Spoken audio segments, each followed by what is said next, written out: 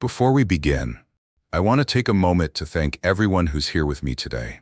This channel is still very new, just over a week old with only a handful of subscribers, so every view, like, comment, and subscription truly means the world to me.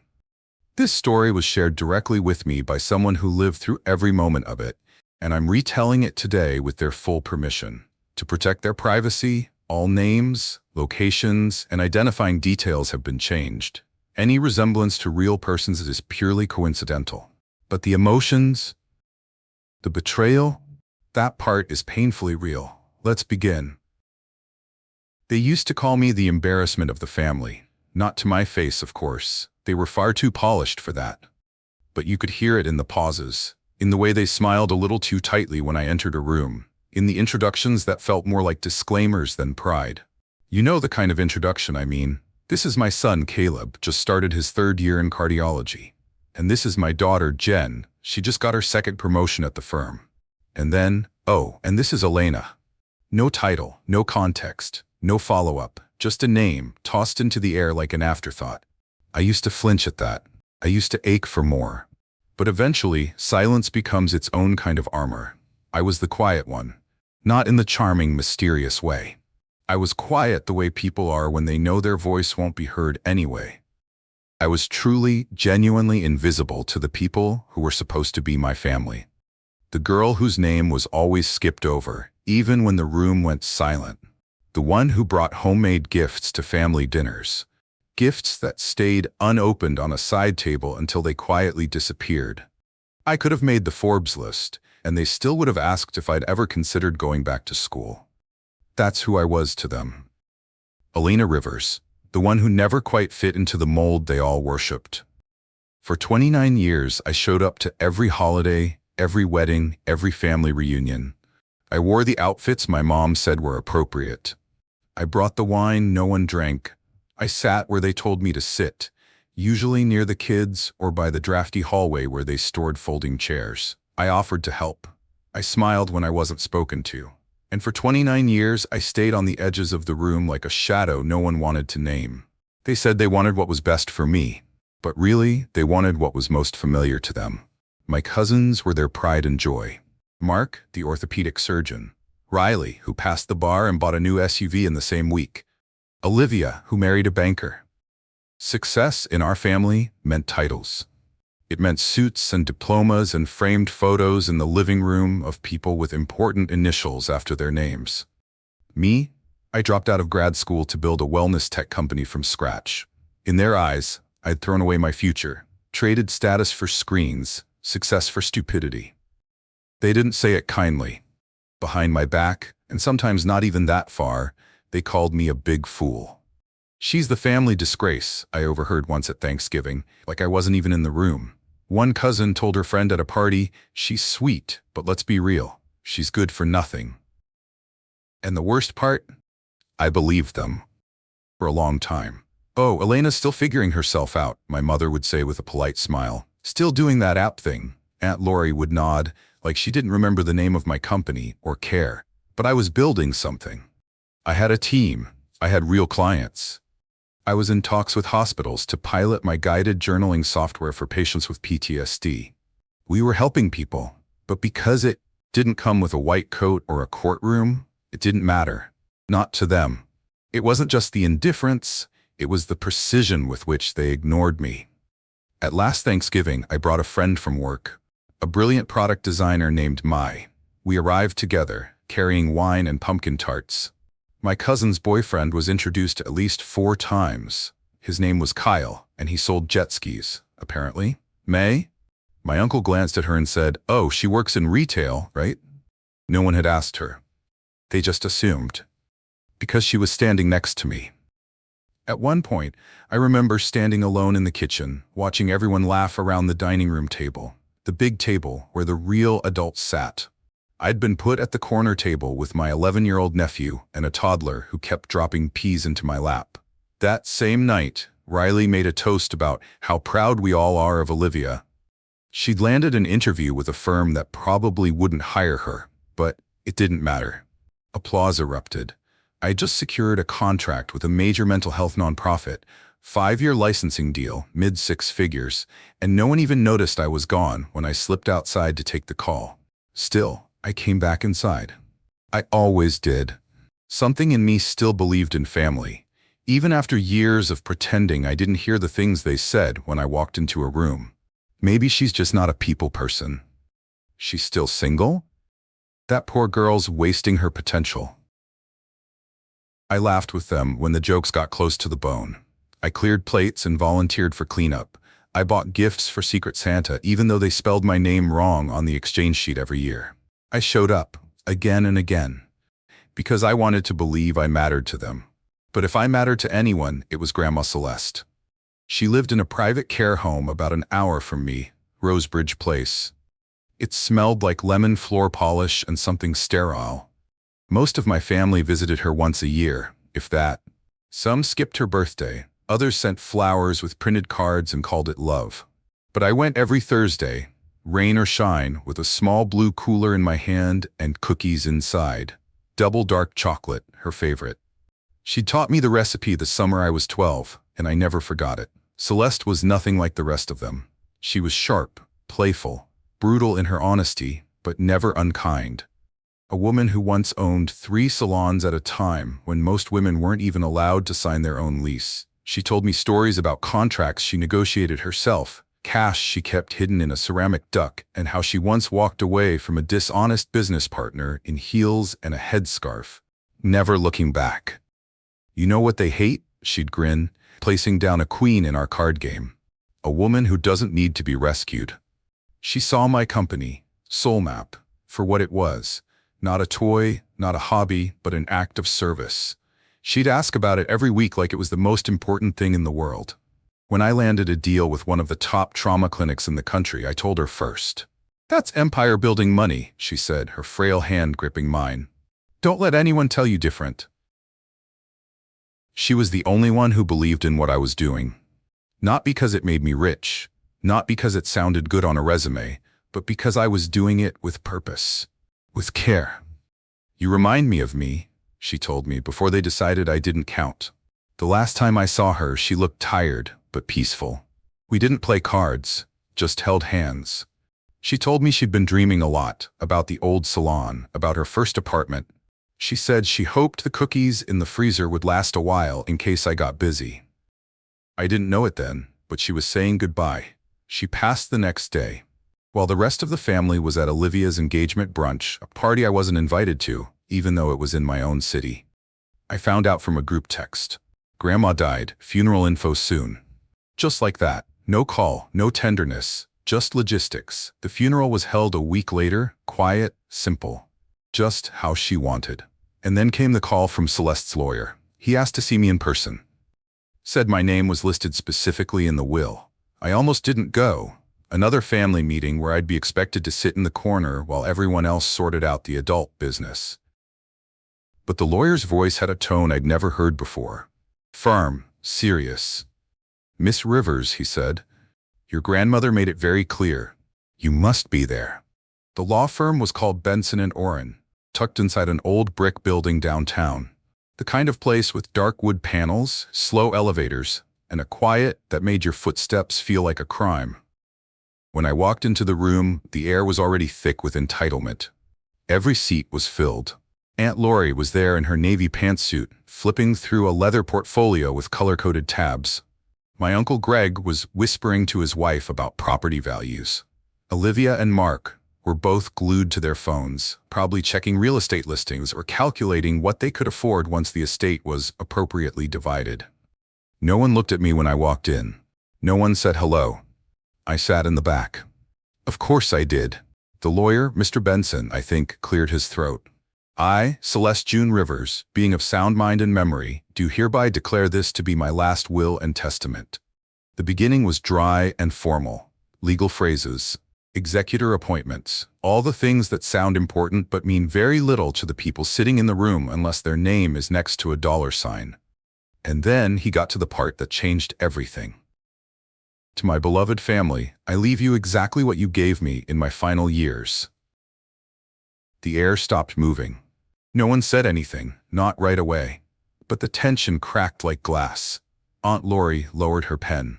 Mark looked up from his phone. Olivia blinked like she didn't understand the words. Benson continued. To my daughter, Lori, who visited me twice in the last 5 years and forgot my last 2 birthdays, I leave my disappointment and best wishes for your future endeavors. To my son Greg, who sent flowers on holidays but couldn't recall which of his children were mine when asked, I leave the deep sadness of being remembered only when it was convenient. To my grandchildren, Olivia, Mark, Riley, and the rest, who inherited their parents' priorities and showed the same silence I received in my final decade, I leave you nothing, which is what you gave me. No one could breathe. They sat frozen, blinking, swallowing, shifting in their chairs, like mannequins at a wake that had suddenly come alive. I could feel the heat of their stares as my name approached. I wasn't ready for it. To my granddaughter Elena, who sat with me every Thursday for 6 years, who remembered my birthday with cookies and conversation, who asked about my stories and never once made me feel like a burden, I leave everything else. Everything else. The silence was no longer awkward. It was violent. The house, the business, the investments, the entire estate, over $18 million, now mine. I sat there, gripping the arm of the chair, trying to understand if I'd heard it right. Me? The girl they always forgot to tag in group photos? The afterthought at the table? The lawyer didn't pause. Additionally, he said, Celeste requested that a private letter be handed directly to Elena Rivers. No one else is to read or handle it. He passed me a thick ivory envelope. Her handwriting, unmistakable, danced across the front. For Elena's eyes only. My hands shook as I opened it. My sweet girl, if you're reading this, then I've passed, and they've gathered like birds around a feast they didn't cook. I'm sure there's yelling, there may be threats. Let them. They never saw me, not really. But you did. You were the only one who looked me in the eye and asked me how I really was. Who held my hand without looking at your watch. Who listened when no one else remembered I had stories to tell. That's why this all goes to you. Not out of revenge, out of clarity. They'll come for you now, with hugs, with tears, with promises of family unity. Don't believe a word of it unless their actions match. I've left instructions with the lawyer for any attempts to contest this. Let's just say I kept receipts for everything. Build something out of this, Elena, something that lasts, just like I did. All my love, Grandma C. P.S. The combination to the basement safe is your birthday in reverse. Start there. I looked up. They were already starting. Unbelievable, Lori hissed. She was clearly confused. That's not even legal. You can't do that. She was manipulated, Greg snapped. This is elder abuse. This is ridiculous, Olivia said, rising from her seat, her voice cracking with panic. She didn't mean this. Grandma wasn't in her right mind. Mr. Benson remained calm, almost bored. Miss Rivers underwent extensive mental competency evaluations in the final year of her life, he said smoothly. Conducted independently at her request. She passed every test with full clarity. All documentation is in this folder, along with video testimony of her explaining her decisions in detail. He folded his hands, and I've been instructed to inform you that any attempt to contest the will result in the immediate release of financial records your mother compiled. Some of which, I might add, would raise questions with the IRS. Dead silence. I had no idea what kind of records Grandma Celeste had kept, but judging by the look on Lori's face, the way her color drained and her lips flattened, I didn't need to ask. She knew. They all knew. They'd assumed the money was theirs. Not just expected it, built their lives around it. Olivia had put a deposit down on a luxury condo. Riley had borrowed money for a law firm buy-in. Greg had apparently started a new location for his auto shop. I knew none of this before that day. But I saw the fear now, the desperation, the unraveling. And for the first time in my life, they were all looking directly at me. I walked out without saying a word, just holding that letter to my chest like it was a lifeline. My phone started ringing before I reached the parking garage. Lori, Olivia, my mom, then Greg, then Riley. Voicemails, texts, invitations. Please. Elena, honey, we need to talk. There's a family dinner tonight, 7 sharp. It's important. We've been meaning to reconnect with you. Let's meet on us. People who hadn't acknowledged me in years were now calling me sweetheart, telling me how proud they were of me. acting like there hadn't been decades of silence between us. They weren't calling out of love. They were calling because they'd just watched $18 million slip through their fingers and land in the hands of the person they had tried their best to forget. I went home that night and sat on the floor of my living room. No lights. Just me and the envelope. I read her letter 5 more times, holding on to the parts that reminded me of those quiet Thursdays. Her breath, her stories, her eyes full of fire, even at 91. They never saw her, but I did, and now she'd made sure the world saw me. The dinner invitation wasn't really an invitation. It was a summons. Aunt Lori sent the message like it was a casual get-together, something we'd always done, as if years of indifference and silence could be swept away by an emoji and a 7 p.m. time slot. Family dinner at our place. Just the close circle. It's been too long, Elena. Too long? She hadn't spoken my name, let alone invited me anywhere, in over 3 years. Still, I stared at that message for a long time. Some part of me, the one that still winced when people didn't text back, the one that hoped for warmth that never came, wanted to believe maybe this time it would be different. That maybe they really did feel bad. That something in them had changed. But the other part of me, the part that sat beside Grandma Celeste on all those lonely Thursdays, the part that remembered standing alone at weddings, birthdays, holidays, that part knew. This dinner wasn't about regret. It was about strategy. I pulled up to Lori's house 5 minutes early. It was already full. Cars packed into the driveway and spilling out onto the street. A navy Mercedes I didn't recognize sat in front of the mailbox. The front lights were on, and I could see silhouettes moving in the windows. Laughter floated through the open door, but it didn't sound real. It sounded rehearsed. I stepped inside, and every head turned. For the first time in my life, they all looked at me, not past me, not through me, at me. Elena, Lori said, rushing over like she hadn't once called me an embarrassment at last year's Thanksgiving, her arms wrapped around me, thick with expensive perfume and artificial affection. You look stunning. Doesn't she look stunning, everyone? There was a chorus of agreement, a round of fake smiles and nods. I hadn't even taken off my coat yet. How's your company going? She asked, linking her arm through mine. I've always been so fascinated by your work with, what was it again? Mental health apps? She said it like it was a hobby, like something I'd scribbled down in a notebook. It was the first time she'd asked about my company in 8 years. I was guided, no, ushered to the dining room, to the head of the table. I froze for a second. That seat had never been mine. Not when I was the oldest grandchild. Not when I brought the main dish. Not even when I'd been the only one to show up for someone's birthday. That chair belonged to real adults. To people who mattered. And now it was being pulled out for me like I was royalty returning from exile. Uncle Greg clapped a hand on my back as I sat down. We've all been talking, he said, smiling wide, about how proud we are of you. Really, what you've done?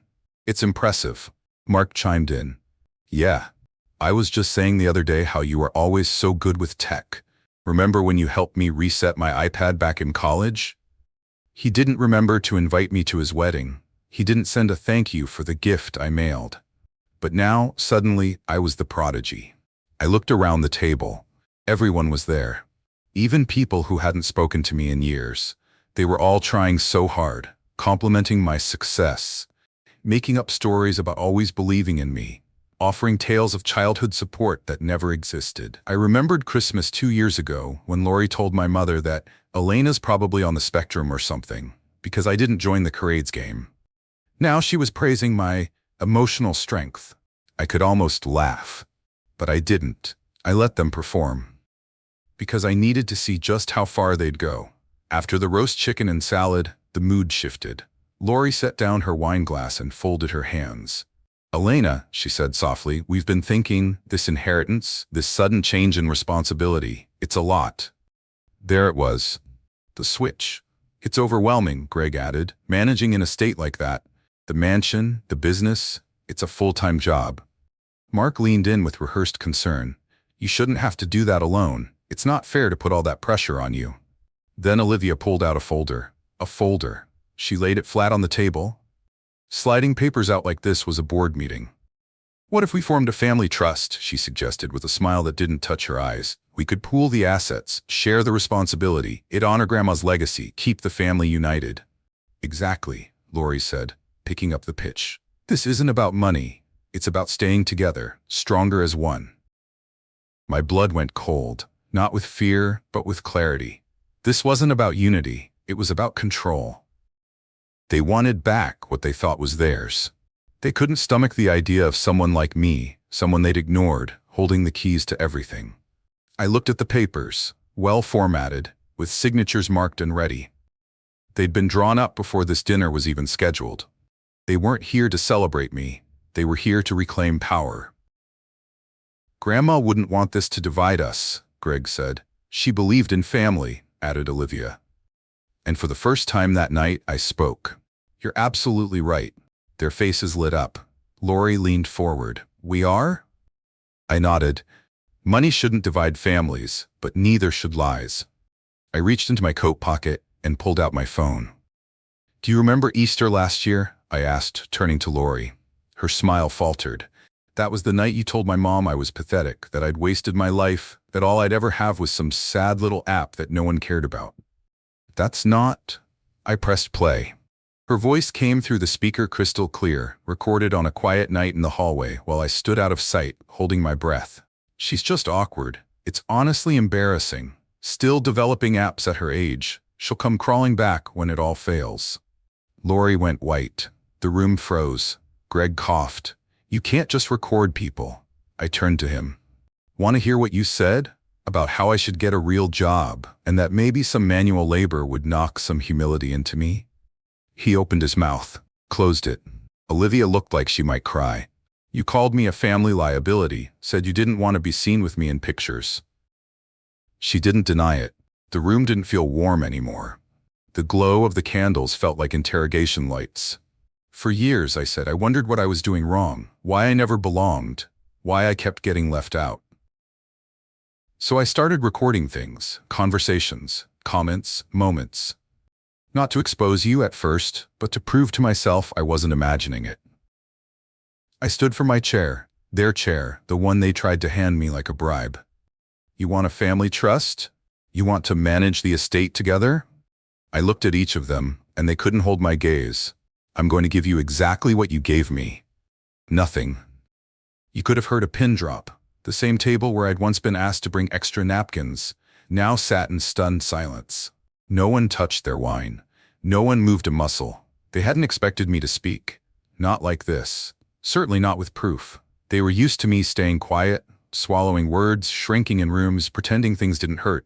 But tonight wasn't about pretending. It was about remembering.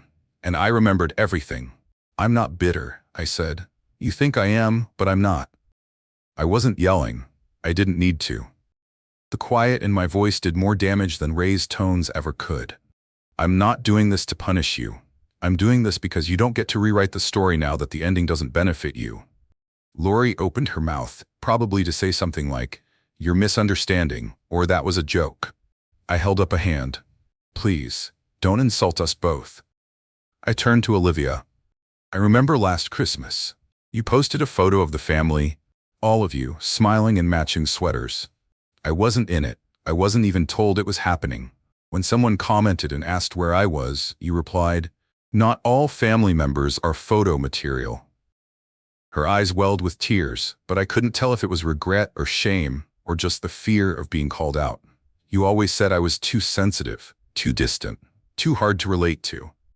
I gave a bitter smile. Turns out, I was just too real for people who only knew how to perform. I turned back to the room. Every Thursday, I sat with Grandma. Every Thursday, I watched her pretend she wasn't heartbroken that her family never came. I watched her lie to herself about why no one visited.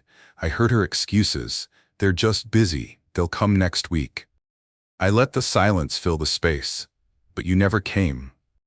Mark looked away.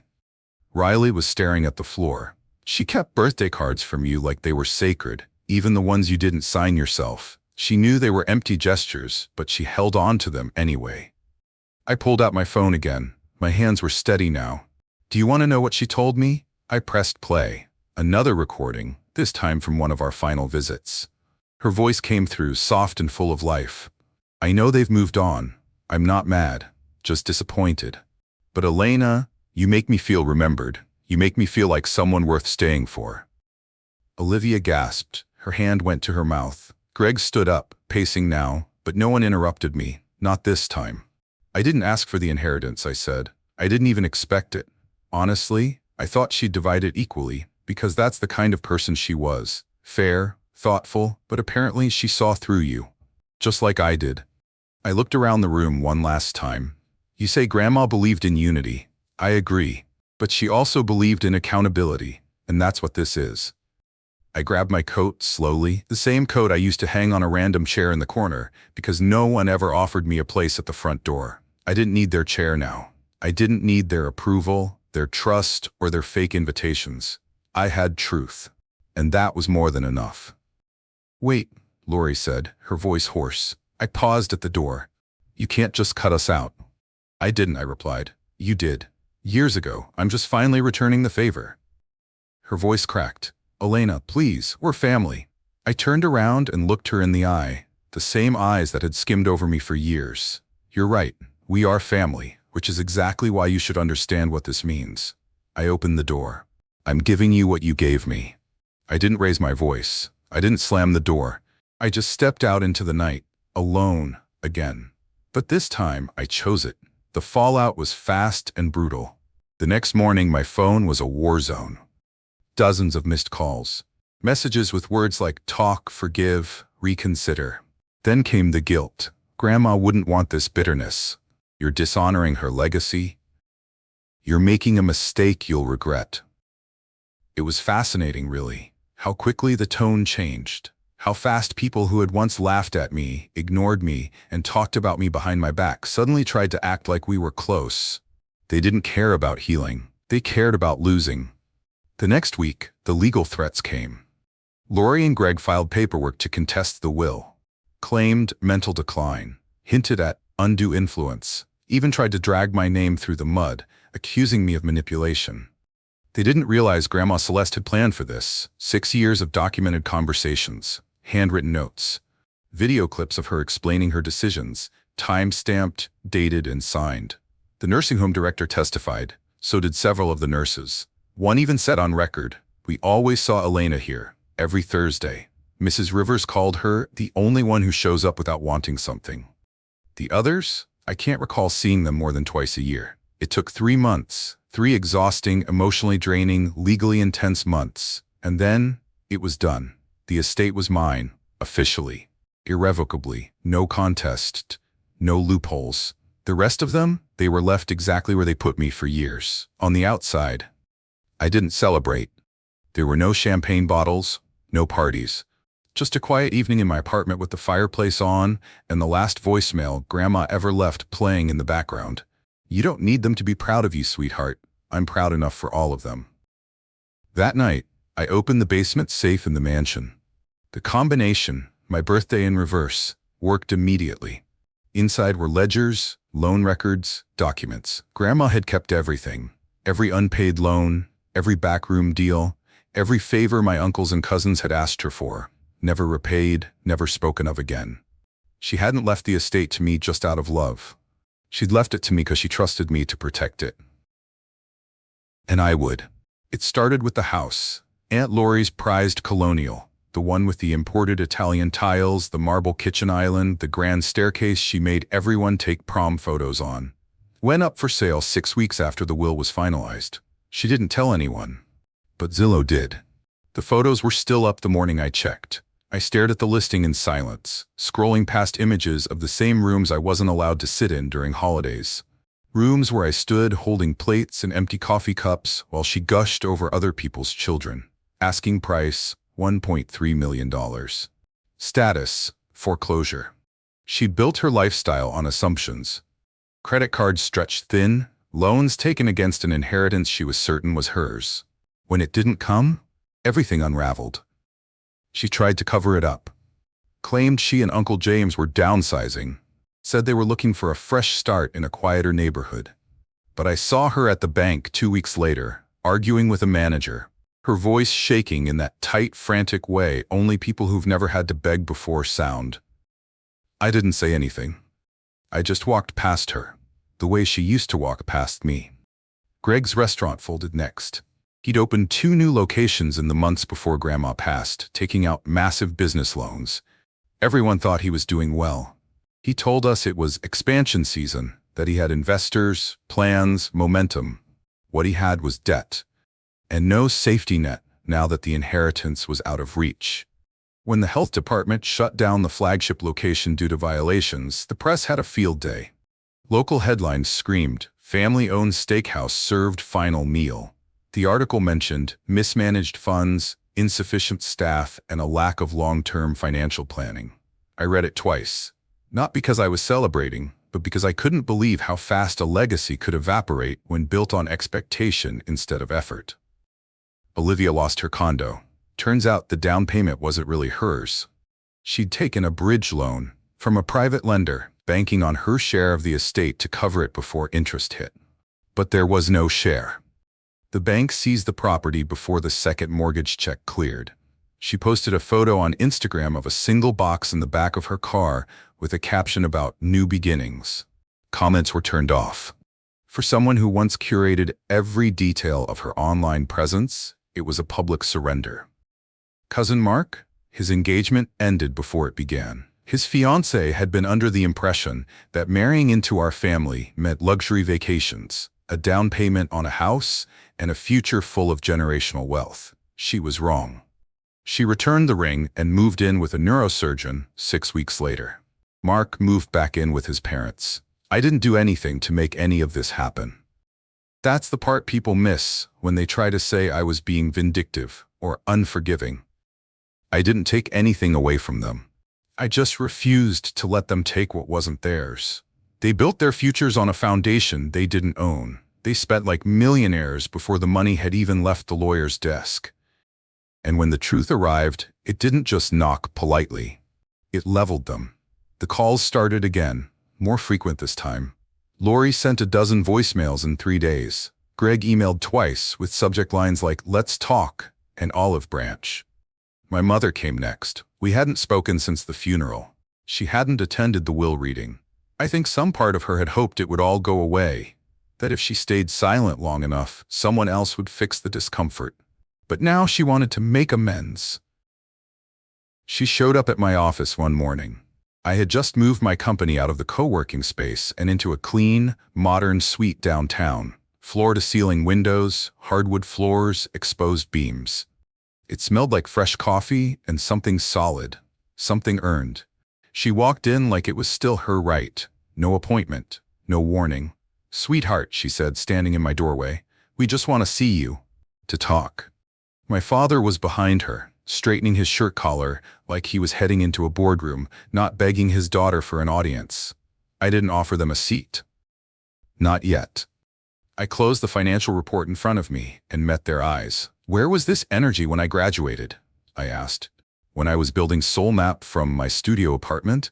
When I brought you both contracts worth more than you made in a year and you told me I needed a real job?" My mom blinked fast. "We didn't know. We didn't understand back then." "You didn't want to," I corrected. My dad cleared his throat. "Elena, we weren't perfect, but we're your parents. Family is forever."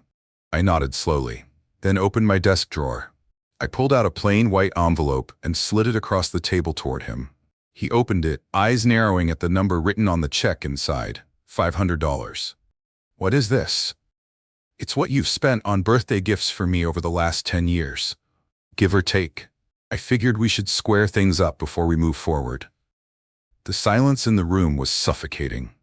"We love you," my mom said, her voice shaking. "That's beautiful," I replied. "But love without action is just nostalgia." I stood. "We're done here." They left without another word. Later that week, I got a letter from my cousin Riley. Handwritten, no return address. It was just 4 sentences long. "You were always the smartest one. I just didn't want to admit it. I don't blame you for not sharing. I'd probably do the same." It wasn't an apology, but it was the closest thing to honesty I'd ever gotten from any of them. By the end of the month, the calls had slowed, the messages dried up, the shock turned to resentment, then silence. And for the first time in my life, the silence felt like peace. It was a Thursday afternoon, gray and wet. The kind of day where everything felt a little heavier. I had just stepped into a quiet downtown coffee shop when I saw her. Olivia. She was standing in line, her coat soaked at the edges, hair pulled into a messy bun. She looked different. Smaller, somehow. Not physically, but emotionally. Like the version of her that used to float above the rest of us. On designer shoes and better-than-you smirks had been peeled away, piece by piece. She turned and our eyes met. She flinched like she'd seen a ghost. "Elena," she said, her voice barely above a whisper. I didn't expect. Neither did I. She stepped aside from the counter, eyes searching my face. I half expected her to fake a smile, launch into some speech she'd rehearsed in a mirror, but she didn't. "Can we talk?" she asked quietly. "Just talk." Part of me wanted to walk away. I had done that before, chosen silence over speeches, but something in her eyes stopped me. It wasn't guilt. It wasn't even fear. It was truth. We sat in the farthest booth, a corner table half hidden by a potted plant that hadn't been watered in weeks. She cradled her cup in both hands like she needed the warmth to keep from shattering. "I know I don't deserve to ask," she said, "but I need to say something." I didn't respond, just waited. She took a breath. And for the first time in years, Olivia didn't perform. "I was so angry at you," she admitted. "When Grandma died, when the will was read, when you walked out of that room like you were untouchable. But it wasn't because you took anything from us. It was because I knew, deep down, that you were the only one who deserved it." She looked at me, eyes red, no mascara this time, just bare honesty. "We all knew. We just didn't want to admit it. It was easier to pretend you were the outsider than to face what we'd become." I looked at her for a long time. This was the cousin who once laughed when Lori called me the family mistake, the one who used to crop me out of photos, who turned her back while I stood in doorways holding gifts no one asked for. And now she was sitting here, crying into a bitter cappuccino in a coat 2 sizes too big. The designer bags, the fake lashes, the curated persona all stripped away. She looked like a person for the first time. "Why?" I finally asked. "Why did you treat me like I was nothing?" She didn't look away. "Because I was jealous," she said simply, "and ashamed. You were everything I wasn't. Brave, smart, self-made. You didn't follow the script, and it terrified us. You reminded me of all the things I could have been if I wasn't so busy trying to please people who didn't care." She sniffled and reached into her bag for a napkin. "So I turned you into a threat. It was easier than admitting you were the only one living with purpose." We sat in silence for a while. Not awkward silence. Earned silence. There's a kind of stillness that only comes when the pretending is finally over. When all the walls fall, and there's just 2 people sitting across from each other, wrecked by the truth. "I'm not here for money," she said, breaking the quiet. "I'm not asking for help. I just wanted you to know. I see it now. All of it. Everything we did to you. Everything we did to her." "Grandma asked about you every week," I said. "Even when she stopped remembering names, she still remembered yours. She wanted to believe you'd come back." Olivia nodded, tears slipping down her cheeks. "No wipes this time. Just raw." "I let her down," she whispered. "You all did." But I didn't say it to hurt her. I said it because it was true. And truth isn't cruelty, it's clarity. "I don't expect forgiveness," she said. "Good," I replied softly, "because I'm not offering it. Not yet." Her shoulders slumped, not in defeat, but in acceptance. And that's when I knew. She really was sorry. "I'm starting over," she said. "Moved into a studio across town. 3 jobs. One's cleaning offices at night, another's managing social media for a bakery. I'm learning how to earn what I used to expect." She smiled, a tired, real smile. "It's humbling, and maybe that's what I needed all along." I paid for her coffee. It wasn't a grand gesture, but it was a beginning. We sat there for 2 hours, talking about everything we'd never talked about: childhood, family, loneliness, pressure, pain. She didn't ask for access. She didn't mention the mansion, or the company, or the millions. She just wanted to be heard. And for the first time in our lives, I let her. 6 months later, she was the only one I invited to my wedding. She didn't bring a gift. She brought herself. She helped set up tables, arranged flowers, held my hand when I cried during my vows. And when it came time for the speeches, she stood up in a pale green dress and said, "Elena is everything I once tried not to see. Brave, kind, brilliant, forgiving. She is the woman I hope to become, and the family I should have always chosen." There wasn't a dry eye in the room. The rest of the family saw the photos on social media. Lori commented, "Beautiful. Wishing you both happiness." Followed by, "Let me know if you're ever open to reconnecting. We miss you." I deleted both. Mark sent a private message, long and careful, explaining that he always believed in me deep down, and that he hoped we could repair what was broken. I archived it without reading past the first line. My parents didn't reach out at all, and that was fine, because sometimes closure isn't about reunion. It's about release. There was something almost surreal about walking through the mansion alone. The same mansion where I'd once been asked to use the side entrance because the main hallway was just for photos. The house, I was told, was family-owned, though no one ever said I was part of that family. Now, the keys were mine. Not metaphorically. Literally. I stood in the grand foyer, staring up at the chandelier I used to dust during Christmas parties. Because Lori would say things like, "You're good with ladders, right?" As if my entire worth could be condensed into doing the work no one else wanted. Now I walked through that same space like a ghost unburied, and I wasn't there to make myself comfortable. I was there to begin again. I went room by room, not to admire, not to gloat, to listen, to feel what she might have wanted, to understand the weight of the walls she left me. Some spaces still smelled like her perfume, that soft lavender scent she dabbed behind her ears. Others were stale, forgotten, locked for years. The attic was filled with boxes, records, photos, journals. The dining room still had faint wine stains in the rug. I remembered spilling a glass once and crying when no one helped me clean it up. The living room still had the scratch on the fireplace from when I accidentally knocked over a decorative vase and got scolded while no one else was in trouble. The house remembered everything. So did I. Down in the basement, behind a false panel in the wall, I found the safe. The code, my birthday in reverse, clicked like the final puzzle piece falling into place. Inside was more than I expected. Not just business documents, tax records, and ledgers, though those were there too, but letters. Letters Celeste had written over the years but never sent.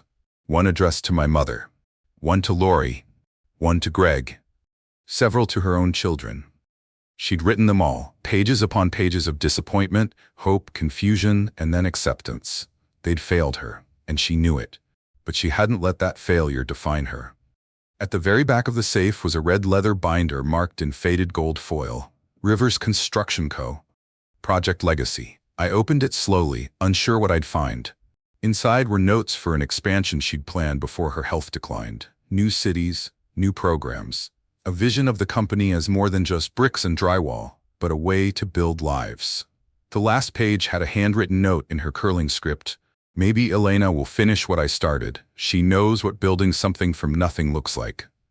I sat there for a long time, reading, crying, laughing, feeling everything at once. Because for the first time I didn't feel like the outsider.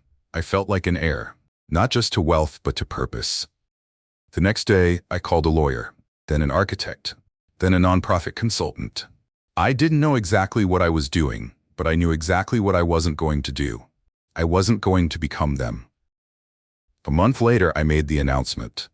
The mansion, the one they all had their eyes on, would no longer be a private residence. It would become the Iris Center, a community space offering after-school programs, job training, mentorship for at-risk youth, and therapy partnerships with my startup SoulMap. The community I'd never had? I was going to build it from the ground up. The construction business? I didn't sell it. I hired a management team, people with experience, integrity, heart. I kept the name, expanded the mission, and began reaching out to cities Celeste had once dreamed of working with. We launched a new branch in Denver, another in Sacramento. The company doubled in size within a year, not because we chased profit, but because we honored people. I wasn't playing small anymore. I was building empires, the kind that didn't need suits or fake smiles or gold watches, the kind that gave something back. I started a foundation in her name. The Celeste Rivers Legacy Fund now offers scholarships to girls pursuing careers in construction, engineering, or entrepreneurship. The first award recipient was a 17-year-old from East Oakland named Maya. She'd built her own mini greenhouses from plastic bottles to help her neighborhood grow food in limited space. When I told her she'd won, she cried so hard she dropped the phone. "I didn't think people like me got things like this," she said. "They do now," I told her. And I meant it. Meanwhile, the rest of the family? They watched it all unfold online, in press releases, in local news features, in social media posts from the Iris Center's grand opening, where Olivia stood beside me, holding the scissors during the ribbon cutting. Lori liked the photo but didn't comment. Greg sent a message requesting a quick call to discuss how we might collaborate. I deleted it. Mark sent a letter, 3 pages long, explaining that he'd changed, that he saw now what he'd missed before. He signed it, "With respect." That letter I kept. Forgiveness didn't come quickly, or easily, or all at once. But little by little, I stopped needing revenge. Because they didn't have what I had. Not anymore. Not the money, not the house, not the company, not the legacy, and definitely not the peace. One day, as I stood in the Iris Center's front lobby watching a group of teenagers work on a coding project, I looked over at the plaque by the door. Brushed bronze. Simple.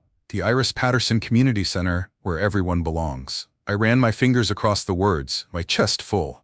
Because I'd learned something most people never do. True legacy isn't what you leave behind. It's what you build that can't be taken away. It's been 3 years. 3 years since the funeral. Since the will. Since the letters, the silence, the lawsuits. 3 years since I stopped trying to be seen by people who never looked.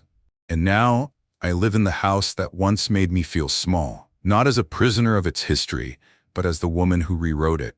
Sometimes I think about forgiveness, not the kind people ask for just to avoid consequences, not the kind wrapped in crocodile tears and folded apology letters.